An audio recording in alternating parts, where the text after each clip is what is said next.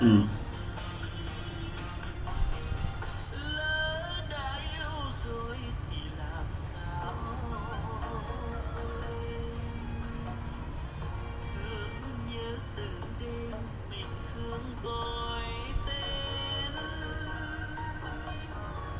con đường xưa đó mình đi về hẹn hò anh đợi anh đưa sau bây giờ xa vắng buồn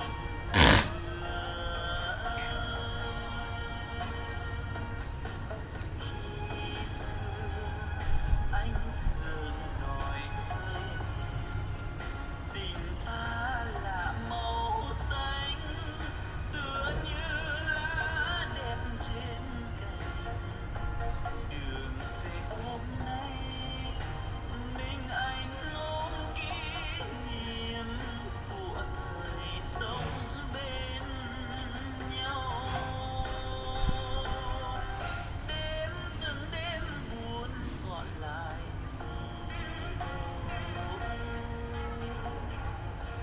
ngàn trái đổi thay đời là bể sâu anh về thương tiếc chuyện ban đầu chập chờn giấc ngủ đêm thâu nghe trong lòng chan chứa